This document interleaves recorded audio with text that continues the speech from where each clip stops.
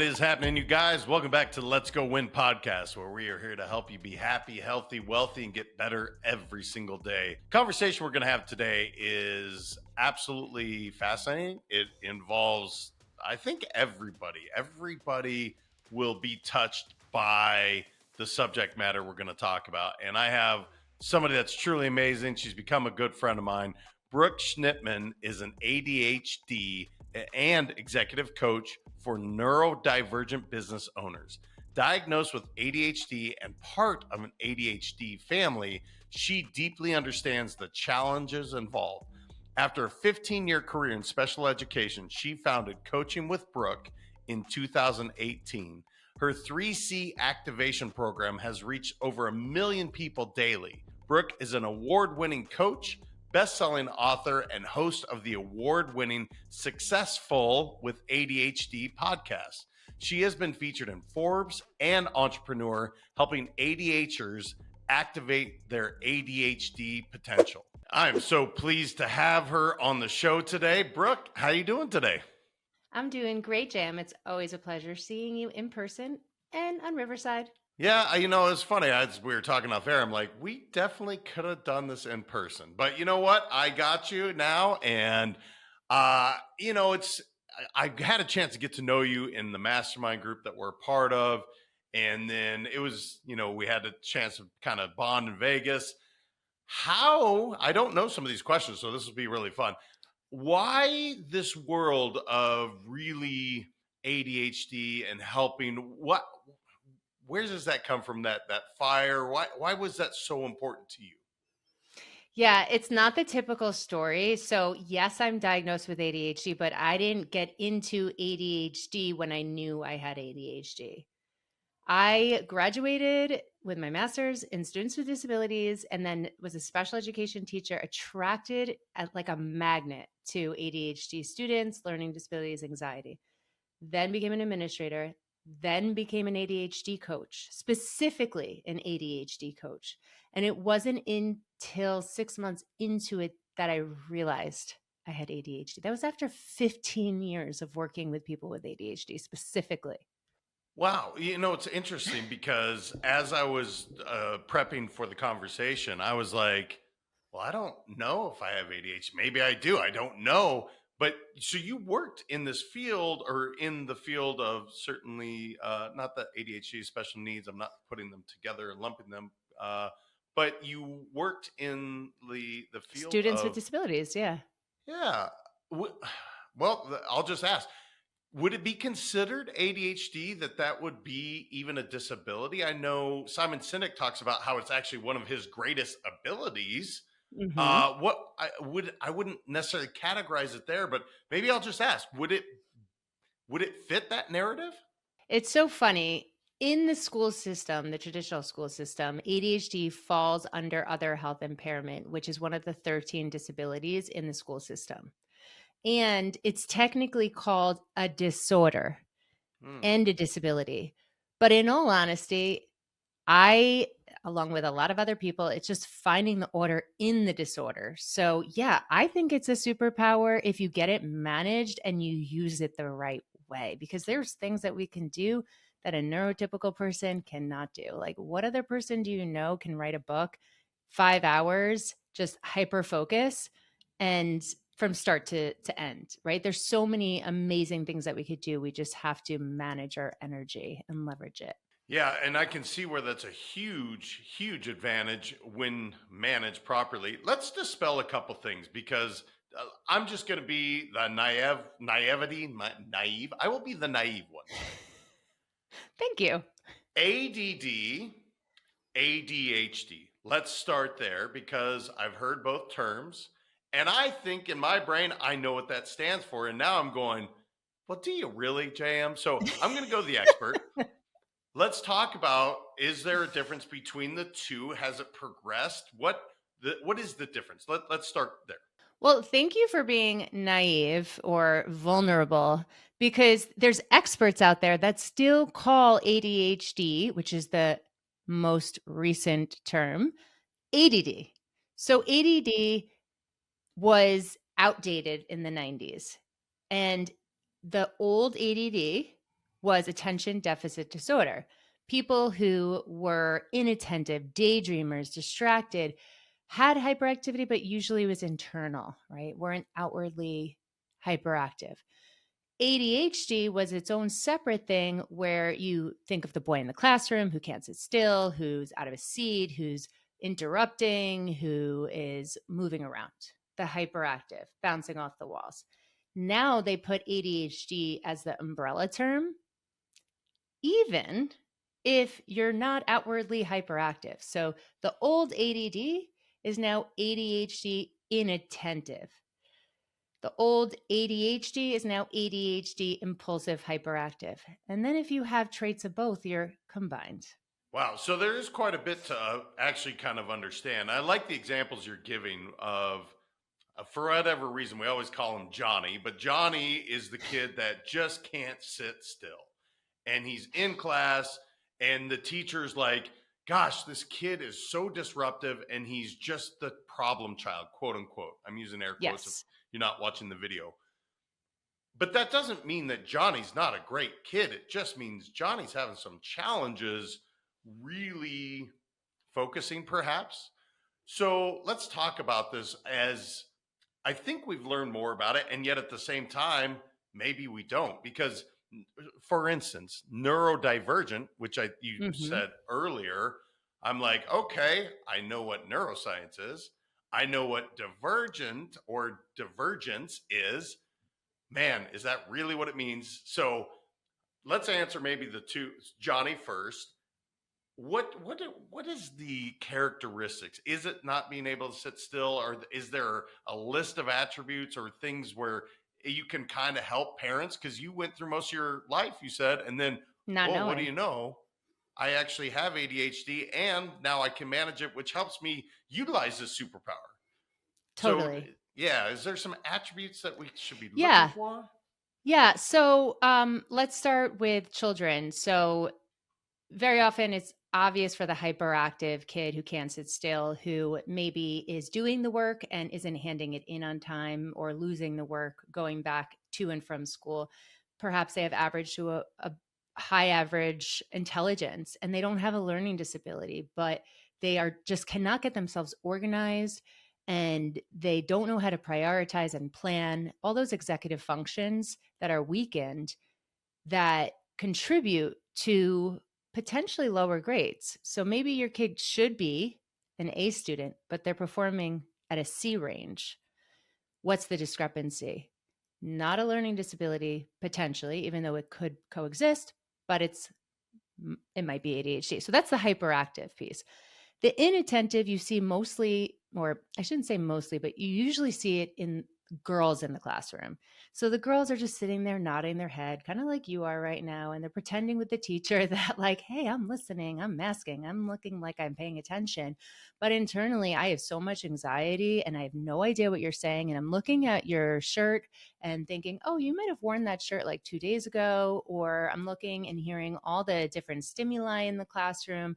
And I have totally just zoned out because I have no idea what you're saying.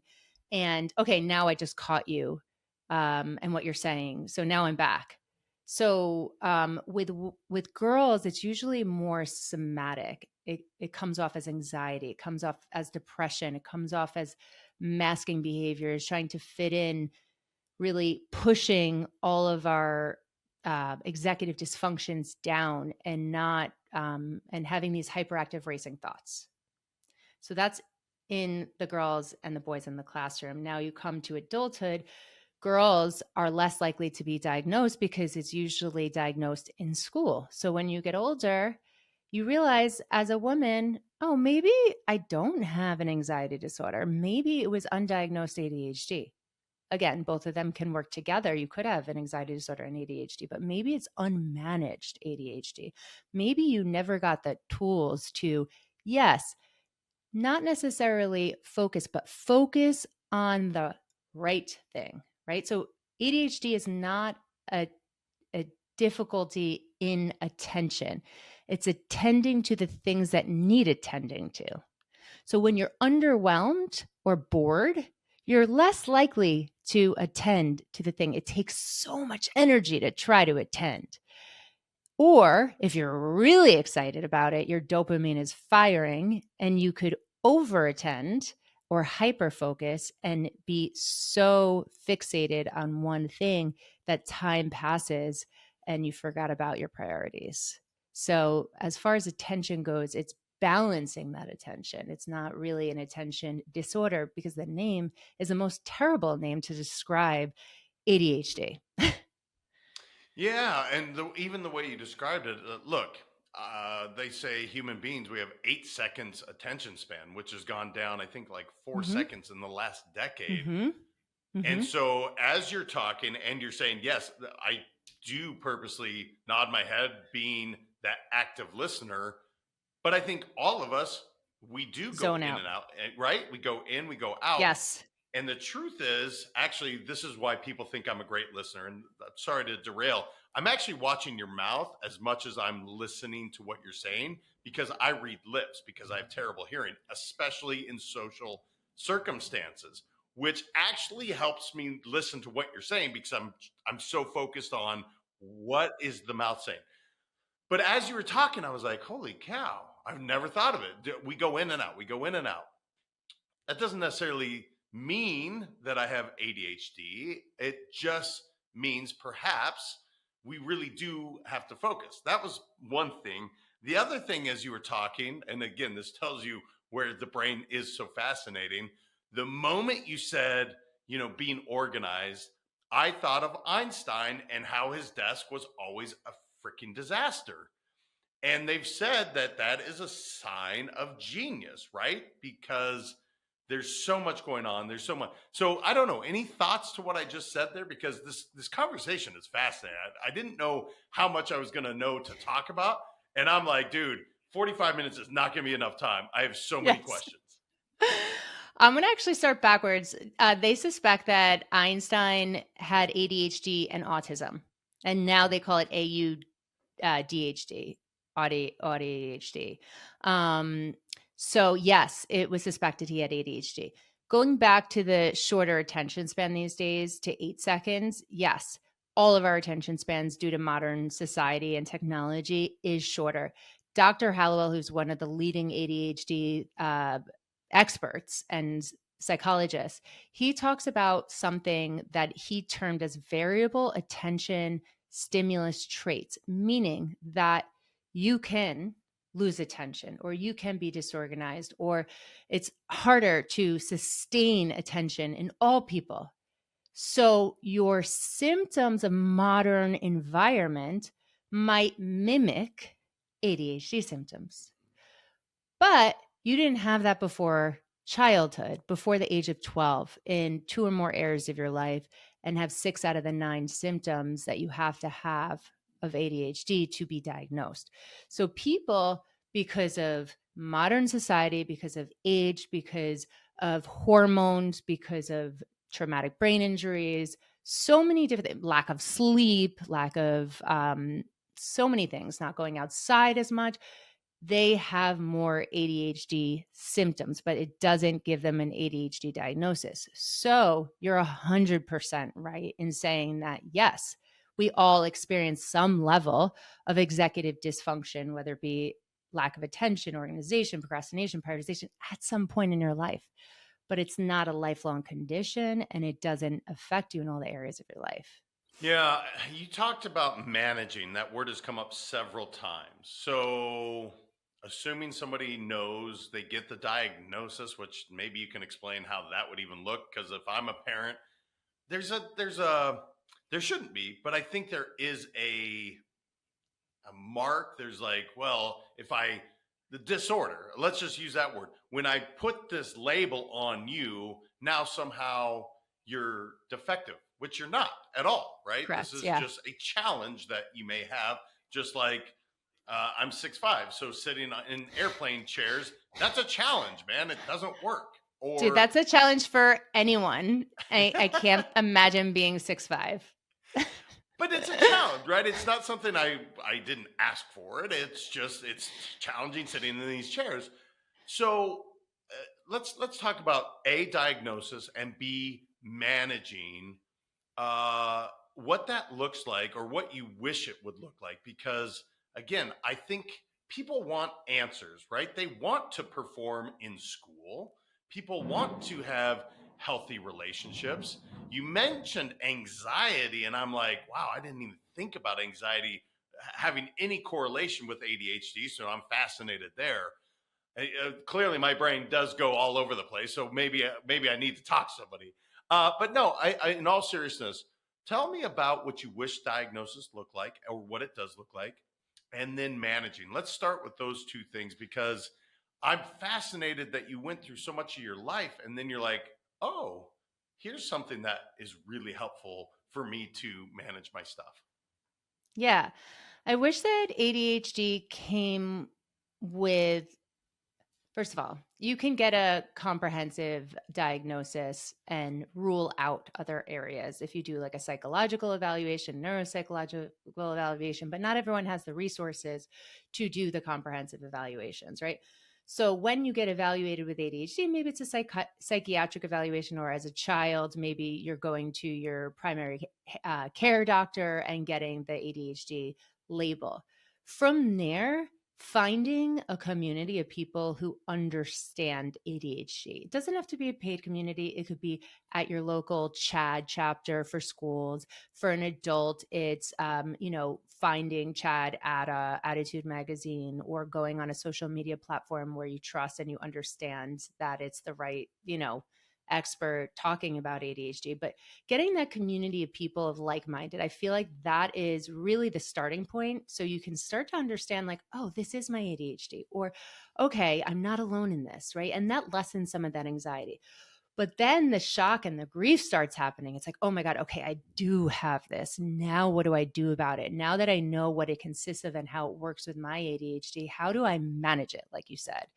And where do I go?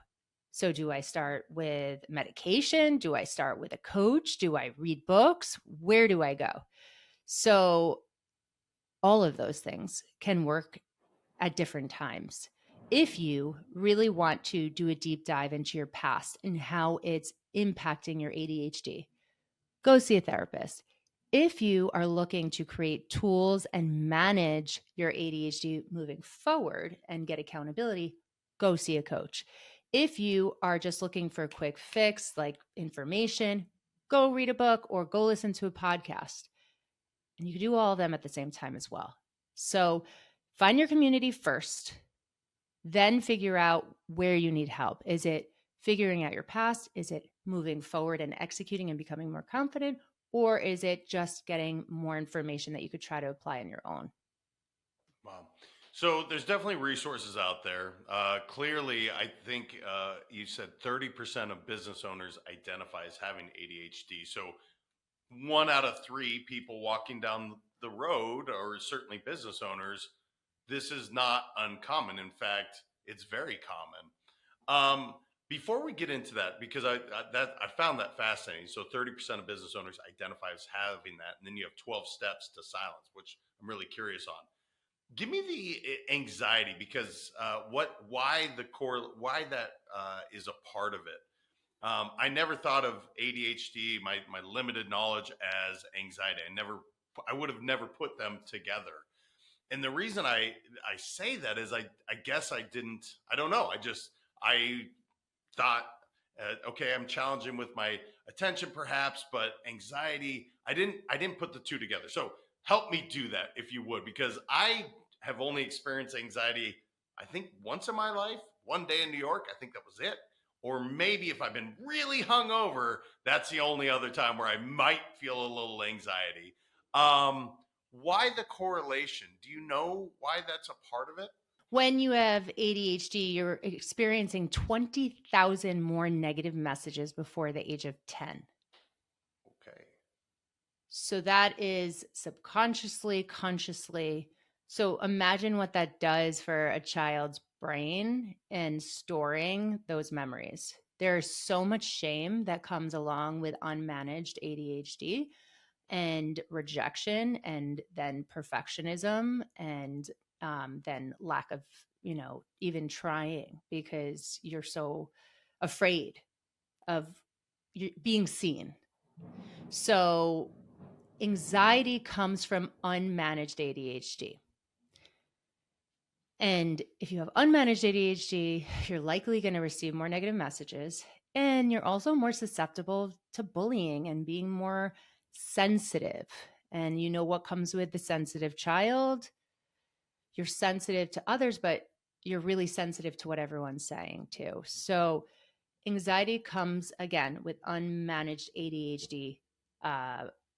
And once you manage ADHD, there's still anxiety because there's still those messages that show up at different parts of your life. So if you get married for the first time, if you have a new job, if you get fired, if you have kids, like you're experiencing all these different circumstances where you just don't know what to expect, or you didn't regulate yourself first. So how are you going to regulate this?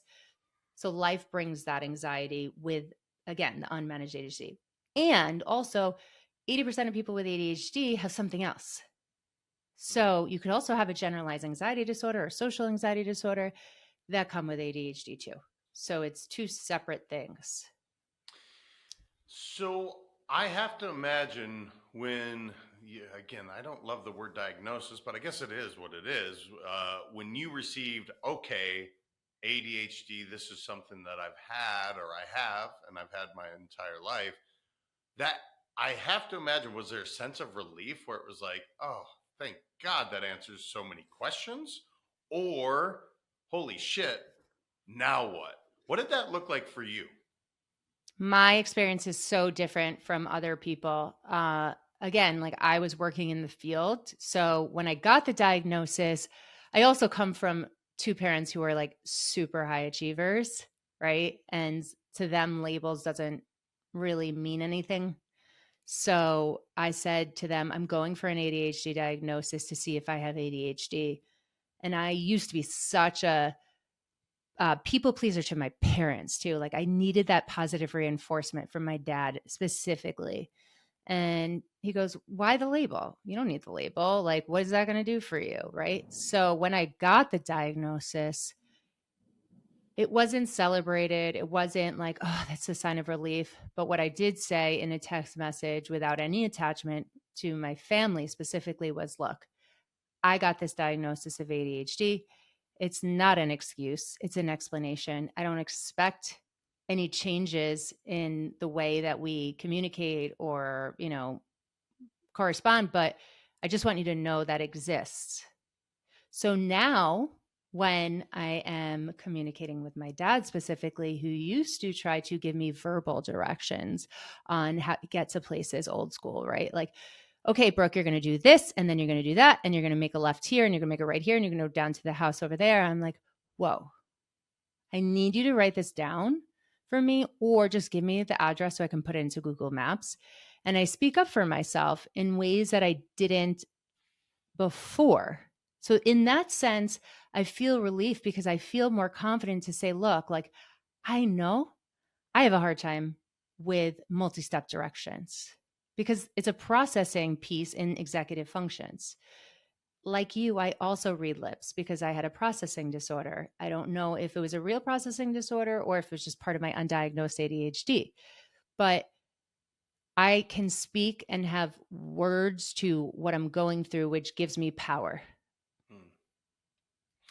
Yeah, no, it makes sense. And why doesn't everybody just give the address? It actually makes me laugh when people are like, here's 17 directions. It's the easy way. In fact, I was in Oklahoma just recently and he was telling me exactly how to go. And I said, can you just hand me the address? I put it in. I was like, is that it? He's like, absolutely. I'm like, thank God. Yes. Yes. Let's, Yes. let's get into this. 30% of business owners identify as having ADHD. Here are 12 steps. I don't know if you can get to all of them, but to silence the chaos and activate your ADHD potential, which again, Simon Sinek, somebody I look up to. I've read all of his books, and he talks about his, I think he always calls it ADD, but his as being his superpower. He really, so I love that. Activate your ADHD potential. So what are the 12 steps? I love how you bring up Simon Sinek because I'm going to challenge a little bit of what he says, but at the same time incorporate it into the 12 steps. So he always says, start with why, right? But if you are coming at something with extreme chaos, right, and you're looking to silence it, you don't care what your why is. You just have to do, right? You have to just act, or else you're going to continue to feel depressed, stressed, and anxious. So instead of learning your why immediately, what I tell people to do is like do the smallest thing that you can do to take care of what you need in your hierarchy of needs. And also at the same time, create small action, even if you don't know why you're doing it, small action towards the things that you like haven't been attending to. Because if you could build some momentum, you'll feel a little bit better and a little less chaotic. So you start building small action steps. Then you learn your whys and your core values and your strengths and your intrinsic motivation for doing things. And some of those action steps that you did previously, you might not do anymore because you realize they don't align with your intrinsic motivation. It was your parents who told you that like you had those negative messages, or social media who you're comparing yourself, right? Or like you didn't understand your purpose behind why you were doing it. So then once you have that space and you've created that action and you now understand your why, now you can have more leverage and energy to say, okay, I'm going to be a little bit more intentional with what I'm actually doing. And then once you become more intentional, you can do harder things. Then you can create more space in your calendar and delegate and evaluate, and you can understand how to manage your time, understand what's getting in the way of your time. With ADHD, we deal with time blindness, how to optimize your time management, right? Like when is the best optimal time of your day? Is it the morning? Is it at night? With ADHD, we sometimes get that second wind, or that our circadian rhythm that like shifts our focus to nighttime. So how do we leverage that and deal with all this? Also, Jim Quick talks about optimal focus time being 10 to 40 minutes. But if we're in a hyper focus state and that's our superpower as ADHDers, why are we going to drop our focus after 40 minutes? So how do we work all that in to the intentional things that we're doing once we know why we're doing it? And then ultimately, we stretch our goals for greater confidence. So we have uncomfortable conversations we've been avoiding because we've been people pleasers our whole lives. We ask for what we want, we delegate, we then create and mind map the next 12 weeks with the tools that we have gotten in those 12 steps. So another thing that I forgot to mention was managing your dopamine levels. So with ADHD, Huberman talks about we have below dopamine baseline and above dopamine baseline with ADHD. So if we're below dopamine baseline, then we are going to be underwhelmed. We're going to be bored. We're not going to be motivated to do something. So how do we build our dopamine levels up with brain food or exciting conversations or going outside or taking a bath or drinking water or, whatever the things are that work for you. So you build your dopamine menu. So you know if your dopamine is starting to deplete, how to bring it back up for optimal focus. So all those things work in a simultaneous way. And when you build action over time and you habit stack and you get that momentum that we were talking about, then you build that confidence. And those negative thoughts, those negative habits are not as alarming because you have more wins. Let's go win, right? Then you have negative thoughts and actions. And then you get to a place where you didn't know you were going to be. And then you rinse and repeat those 12 steps over and over as business owners, right? Because we like to create goals every quarter, right? So use that to create your goals personally, professionally, romantically, health and wellness wise in all areas of your life. So those are my 12 steps. Yeah, no, I love it. So, I mean, it's really sounds like you're creating a routine that is repeatable and Yes. you find what works for you. What's fascinating about that, it's actually not much different than what I coach people without H. Well, now I don't know who has or don't. I've never asked the client, so let's be fair there. But I love that it really is like, hey, get moving. So instead of cynic, like we're doing Mel Robbins' 5-second rule, like get your ass out of bed, Yes. 5, 4, 3, 2, 1, go. and okay, we get started. God, that's great advice for anyone. But I do love that, where it's, you create this sustainable, repeatable routine. And as you said, look, man, if you're in flow, don't stop at 40 minutes. Go for 4 hours if you got it. Like, good for you. Wow.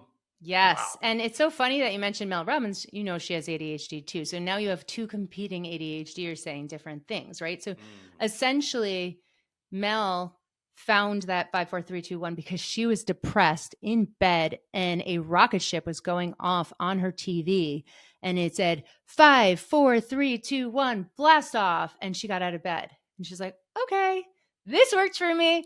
I'm going to go just do the thing now. And that was like her $1 billion idea, right? So what works for So what works for one person doesn't always work for another. But yes, I do believe that you have to take action. If you don't take action for yourself and your hierarchy of needs and take action in the other things, right, then you're going to continue to feel stressed and depressed. And I think with ADHD too, we have to make it so small in the beginning. And when I say small, it could be like putting a Post-it on your mirror in the bathroom saying, brush your teeth, drink water, because those things don't come natural to us. And being okay with saying those are things that I can remind myself about and not feel shame either. Yeah. Gosh, you have my brain going with so many different authors that I'm like, well, that makes sense why they talk about that, and that makes sense why they do that.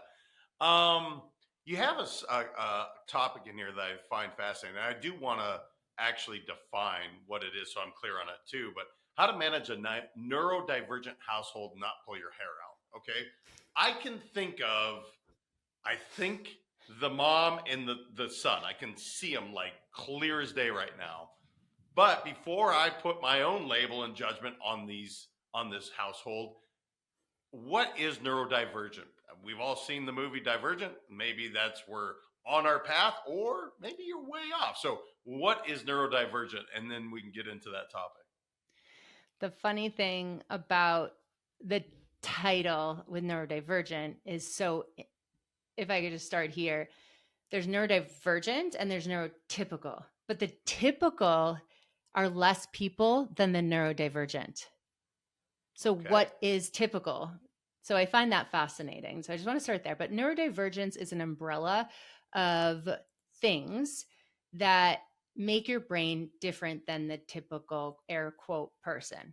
Okay, for those who aren't watching this. So it could be OCD, anxiety, depression, ADHD, autism, bipolar, brain trauma, epilepsy, executive dysfunction. So all of these things you don't necessarily need to be born with. You can acquire a neurodivergence over time too. So, and I just want to point out there that a friend of mine, Jessica Hicks, said she was a researcher at UPenn, and she wrote that 72.3% of individuals 18 and older, and she had a big pool, she did a study of people in the workplace. And when I say workplace, they could work from home or in work. 72.3% of those people had an invisible disability, most of them being neurodivergent. Wow. So we're talking about 25% of people who are quote unquote typical at the workplace, and only 30 people actually disclose in the workplace. So neurodivergence means your brain is different. Yeah, my wife and I talk about this literally all the time, because my brain operates 1,000% different than hers. Type A is my wife, kind of go with the flow, figure it out, willy-nilly is me.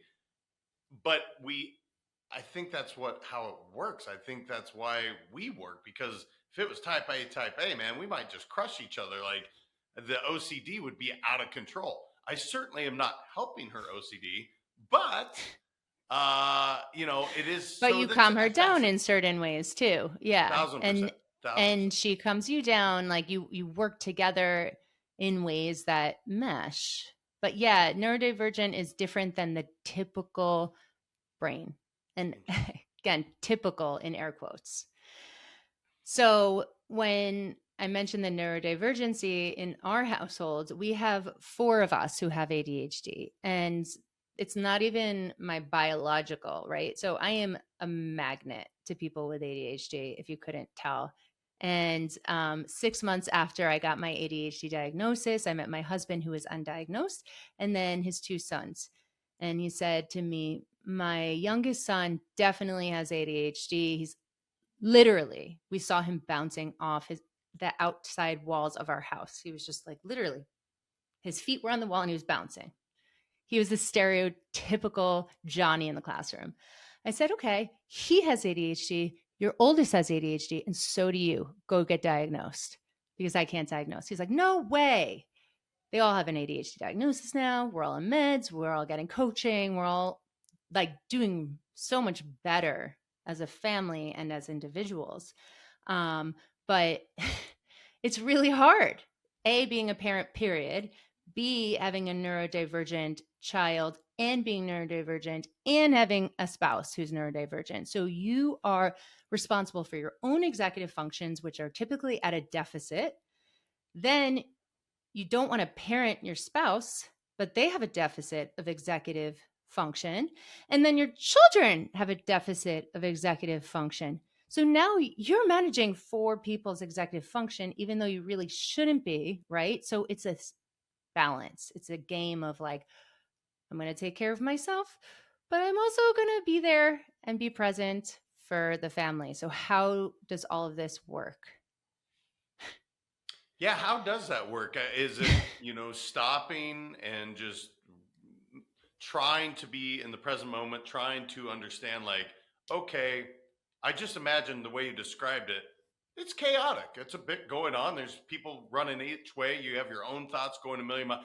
I mean, whether you have ADHD or not, I think every person listening can say, yeah, man, fuck, I just felt that. Like, I can feel that. Now, if that exacerbates it because you have ADHD, now it's that much more. I mean, that's a heck of a lot going on. So, what do you do, Brooke, to really, is it stop, slow down, and let's respond, not react? What does that look like? Yeah, I do my best. Do my best, man.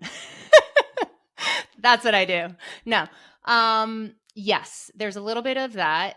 Stopping, pausing, noticing my body, right? Which anyone should be doing if they're unregulated. They shouldn't respond, right? They should calm down.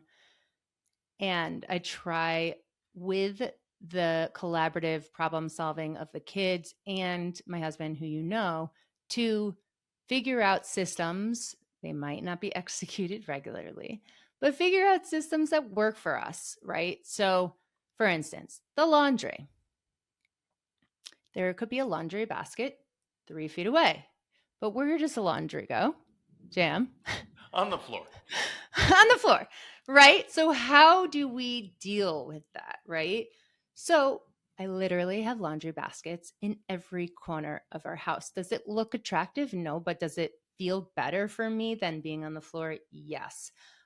So that's one thing. Another thing is the phone charger. I don't know where they go, but they go into like phone charger disposal area and they never come back to life. So we have phone chargers everywhere. So when they come into my car, they don't have to say, Brookie, can I use your phone charger? Because I need my phone charger for my Google map, right? Because I can't follow directions. So it's being a little bit proactive and planning when things are calm too. So then you have that space. Now that's really hard. I just jumped off of a podcast talking to a parent coach because like with ADHD, you aren't excited about these like planning things. Planning is not one of our strengths with ADHD. And planning the easy things, let's say, are not exciting to us. So we want to deal with the hard things once we're like in it and we're like in fight mode. We want to just like tackle and overanalyze and do and do and do. So yeah, it's planning for when things are calm and having that collaborative problem solving conversation with your family. It helps with good communication. It helps the kids feel empowered. And being okay with the things that are not real concerns. And not as big of a concern. It Figure out makes your sense. figure out your three big concerns, and everything else try to let go. And if you have more cookies in the cookie jar, more great memories, more like positive pictures, you have these amazing, beautiful pictures of your family above you. Like, I'm sure there's times where you get frustrated, but you see their smiling faces above you. So if we can see that, because our working memory is usually not good, it activates the good times and it makes us respond differently, and it makes us show up differently too as parents too. No, I can imagine it would be overwhelming. I mean, again, my wife, very type A. She's dealing with three guys, not the cleanest. So the moment you talked about the laundry, 1,000 conversations where, why don't you do it this way? Well, our brains don't think the way yours does, Lise. We don't think it's got to be done this way. This is a fascinating. I mean, I'm telling you, we could go on for days. I'm really interested now to look at my own family and say, huh, maybe there is something more that we need to discover. With that being said, I'm curious. With ADHD, are we seeing this rise in more? I guess maybe it's awareness. So now we're more aware of people getting diagnosed. Is that what's happening? Are you seeing a decrease? What do you see the future of this looking like? Or, is there any change at all? Is maybe this is just understanding that everybody's a little different, not good, bad, or indifferent. It's just you think differently than I do. What do you see for the future, Brooke? Do you see it rising, going down? Yeah. So, yes, there has been a huge increase in awareness for people since the pandemic. We've had more time to research and be present on social media and understand how our brains operate. Our partners have seen us. We've seen our children more, right? So we've just had more time. And with that being said, I think that service providers have also increased their awareness of what ADHD is compared to previously being diagnosed with anxiety, depression, bipolar, autism, whatever. So, okay, when I was teaching, 1 in 20 kids were diagnosed with ADHD. Now it's 1 in 9 people who have ADHD. So that has significantly increased from 5% to now like 11.3% in the US between ages 5 and 17. So what I would love to leave people with is just wherever you are, be okay with finding a community of people like-minded that are open and are supportive, right? We know that we are the average of the 5 people we spend the most time with, but be in a community where you feel seen, supported, and heard, and then take action in whatever it is that you're looking to accomplish. Small action, and be okay with having enough or doing enough. Because people with ADHD, we try so hard to be A plus, perfect. Like, there's no such thing as perfect. We know that. Be okay with not being A plus. And I think that will give you that shift in mindset to just take action, be okay with where you are, and eventually get to that place where you feel like you've executed big things for the first time. Be in beta mode and be okay with continuing to just be persistent, even if it's showing up at 70%. I love it. And again, so much of the advice you gave throughout, I think, is great for anyone, whether you have ADHD or you don't. I think it's so applicable. I love what you just said. Like, be okay with where you're at. That's okay. If people wanted to learn more about, what you do, I know you coach and you're an incredible coach, helping people perform at those high levels with ADHD. Where's the best place to find you, Brooke, or to really connect with you online? So we're coaching with Brooke with any everywhere. Instagram is our big one, and then our website. But we have a free tool for your listeners. We have an executive function assessment and an ADHD manual. So If people want that, they can just DM us on Instagram and say LGW, as in Let's Go Win, or they can go to coachingwithbrooke.com/LGW to get the free source as well. Well, thank you for coming on. It was educational. Like I said, every time I spend time around you, I feel like I learned something new. And I really appreciate this conversation because it makes me realize how much I don't know on it. And yet it's such a fascinating subject. So thank you for lending your expertise today and just showing up the way you do. Thanks, Shayam. Thanks for being here and leaving this forum open for me to answer any questions. I mean, look, guys, she said it went from 1 to 20 to 1 to 9. We're talking kiddos that are being diagnosed, 30% of business owners. So you're around people that are either managing it or maybe don't know. I think this conversation is so beneficial to anyone and everyone.